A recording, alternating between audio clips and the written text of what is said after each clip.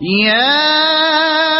أيها الذين آمنوا كونوا قوامين بالقسط شهداء لله ولو على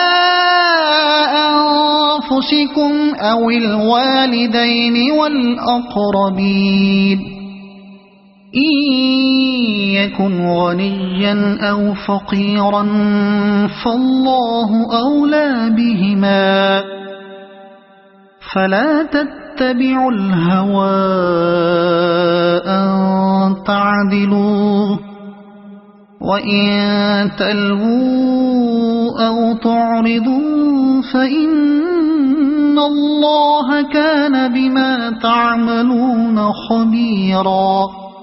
اے لوگو جو ایمان لائے ہو، انصاف کے علمبردار اور خدا واسطے کے گواہ بنو، اگرچہ تمہارے انصاف اور تمہاری گواہی کی زد خود تمہاری اپنی ذات پر یا تمہارے والدین اور رشتہ داروں پر ہی کیوں نہ پڑتی ہو۔ فریق معاملہ خواہ مالدار ہو یا غریب، اللہ تم سے زیادہ ان کا خیر خواہ ہے، لہذا اپنی خواہش نفس کی پیروی میں عدل سے باز نہ رہو، اور اگر تم نے لگی لپٹی بات کہی یا سچائی سے پہلو بچایا تو جان رکھو کہ جو کچھ تم کرتے ہو اللہ کو اس کی خبر ہے۔ انصاف کے علمبردار، یہ فرمانے پر اکتفا نہیں کیا کہ انصاف کی روش پر چلو، بلکہ یہ فرمایا کہ انصاف کے علمبردار بنو۔ تمہارا کام صرف انصاف کرنا ہی نہیں ہے، بلکہ انصاف کا جھنڈا لے کر اٹھنا ہے۔ تمہیں اس بات پر کمر بستہ ہونا چاہیے کہ ظلم مٹے اور اس کی جگہ عدل و راست قائم ہو۔ عدل کو اپنے قیام کے لیے جس سہارے کی ضرورت ہے، مومن ہونے کی حیثیت سے تمہارا مقام یہ ہے کہ وہ سہارا تم بنو اور خدا واسطے کے گواہ بنو، یعنی تمہاری گواہی محض خدا کے لیے ہونی چاہیے، کسی کی روح رعایت اس میں نہ ہو، کوئی ذاتی مفاد یا خدا کے سوا کسی کی خوشنودی تمہارے مد نظر نہ ہو۔ يا أيها الذين آمنوا بالله ورسوله والكتاب الذي نزل على رسوله والكتاب الذي أنزل من قبل ومن يكفر بالله وملائكته وكتبه ورسله واليوم الآخر فقد ضل ضلالا بعيدا۔ اے لوگو جو ایمان لائے ہو، ایمان لاؤ اللہ پر اور اس کے رسول پر اور اس کتاب پر جو اللہ نے اپنے رسول پر نازل کی ہے، اور ہر اس کتاب پر جو اس سے پہلے وہ نازل کر چکا ہے۔ جس نے اللہ اور اس کے ملائکہ اور اس کی کتابوں اور اس کے رسولوں اور روز آخرت سے کفر کیا، وہ گمراہی میں بھٹک کر بہت دور نکل گیا۔ ایمان لاؤ، ایمان لانے والوں سے کہنا کہ ایمان لاؤ بظاہر عجیب معلوم ہوتا ہے، لیکن دراصل یہاں لفظ ایمان دو الگ معنوں میں استعمال ہوا ہے۔ ایمان لانے کا ایک مطلب یہ ہے کہ آدمی انکار کے بجائے اقرار کی راہ اختیار کرے، نہ ماننے والوں سے الگ ہو کر ماننے والوں میں شامل ہو جائے، اور اس کا دوسرا مطلب یہ ہے کہ آدمی جس چیز کو مانے اسے سچے دل سے مانے، پوری سنجیدگی اور خلوص کے ساتھ مانے،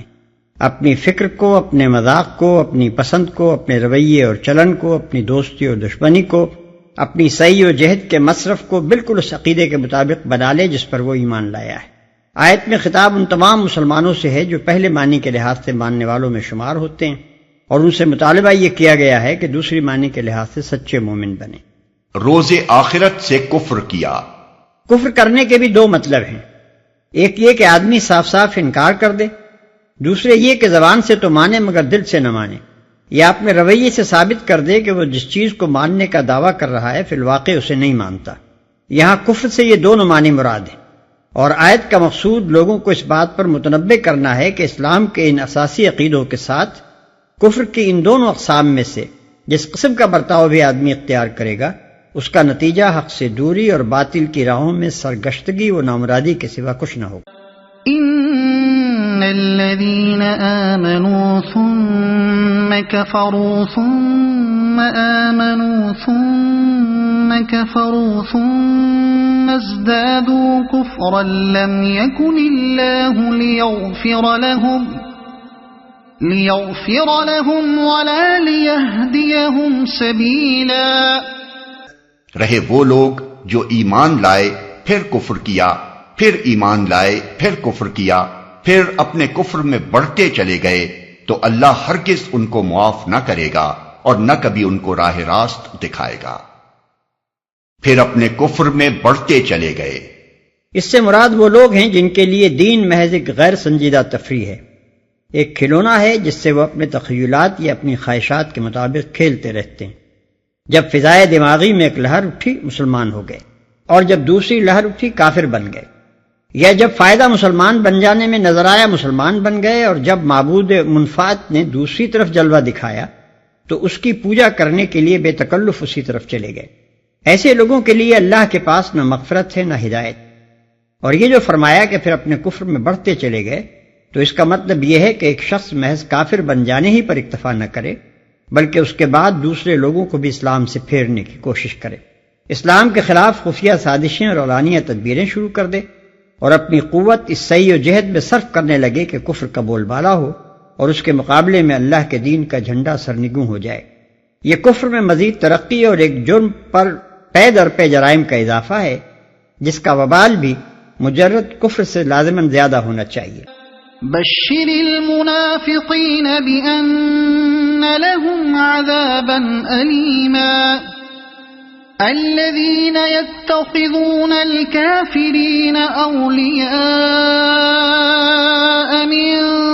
دون المؤمنین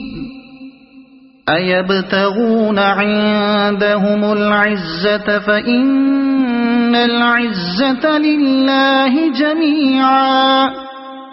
اور جو منافق اہل ایمان کو چھوڑ کر کافروں کو اپنا رفیق بناتے ہیں، انہیں یہ مجدہ سنا دو کہ ان کے لیے دردناک سزا تیار ہے. کیا یہ لوگ عزت کی طلب میں ان کے پاس جاتے ہیں؟ حالانکہ عزت تو ساری کی ساری اللہ ہی کے لیے ہے. کیا یہ لوگ عزت کی طلب میں ان کے پاس جاتے ہیں؟ عزت کا مفہوم عربی زبان میں اردو کی بنسبت زیادہ وسیع ہے. اردو میں عزت محض احترام اور قدر و منزلت کے معنی میں آتا ہے، مگر عربی میں عزت کا مفہوم یہ ہے کہ کسی شخص کو ایسی بلند اور محفوظ حیثیت حاصل ہو جائے کہ کوئی اس کا کچھ نہ بگاڑ سکے. دوسرے الفاظ میں لفظ عزت ناقابل حتک حرمت کا ہم معنی ہے. وَقَدْ نَزَّلَ عَلَيْكُمْ فِي الْكِتَابِ أَنْ إِذَا سَمِعْتُمْ آيَاتِ اللَّهِ يُكْفَرُ بِهَا وَيُسْتَهْزَأُ بِهَا فَلَا تَقْعُدُوا مَعَهُمْ حَتَّى يَخُوضُوا فِي حَدِيثٍ غَيْرِهِ إِنَّكُمْ إِذًا مِثْلُهُمْ ان اللہ جامع المنافقین والکافرین فی جہنم جمیعا. اللہ اس کتاب میں تم کو پہلے ہی حکم دے چکا ہے کہ جہاں تم سنو کہ اللہ کی آیات کے خلاف کفر بکا جا رہا ہے اور ان کا مذاق اڑایا جا رہا ہے، وہاں نہ بیٹھو جب تک کہ لوگ کسی دوسری بات میں نہ لگ جائیں. اب اگر تم ایسا کرتے ہو تو تم بھی انہی کی طرح ہو. یقین جانو کہ اللہ منافقوں اور کافروں کو جہنم میں ایک جگہ جمع کرنے والا ہے. اب اگر تم ایسا کرتے ہو تو تم بھی انہی کی طرح ہو. یعنی اگر ایک شخص اسلام کا دعویٰ رکھنے کے باوجود کافروں کی ان صحبتوں میں شریک ہوتا ہے جہاں آیات الہی کے خلاف کفر بکا جاتا ہے، اور ٹھنڈے دل سے ان لوگوں کو خدا اور رسول کا مذاق اڑاتے ہوئے سنتا ہے، تو اس میں اور ان کافروں میں کوئی فرق باقی نہیں رہتا. جس حکم کا اس آیت میں ذکر کیا گیا ہے وہ سورہ انعام آیت 68 میں بیان ہوا ہے. الذین یتربصون بکم فإن كان لكم فتح من اللہ قالوا ألم نكن معكم وَإِن كَانَ لِلْكَافِرِينَ نَصِيبٌ قَالُوا أَلَمْ نَسْتَحْوِذْ عَلَيْكُمْ وَنَمْنَعْكُمْ مِنَ الْمُؤْمِنِينَ فَاللَّهُ يَحْكُمُ بَيْنَكُمْ يَوْمَ الْقِيَامَةِ وَلَن يَجْعَلَ اللَّهُ لِلْكَافِرِينَ عَلَى الْمُؤْمِنِينَ سَبِيلًا. یہ منافق تمہارے معاملے میں انتظار کر رہے ہیں کہ اونٹ کس کروٹ بیٹھتا ہے۔ اگر اللہ کی طرف سے فتح تمہاری ہوئی تو آ کر کہیں گے کہ کیا ہم تمہارے ساتھ نہ تھے؟ اگر کافروں کا پلہ بھاری رہا تو ان سے کہیں گے کہ کیا ہم تمہارے خلاف لڑنے پر قادر نہ تھے اور پھر بھی ہم نے تم کو مسلمانوں سے بچایا؟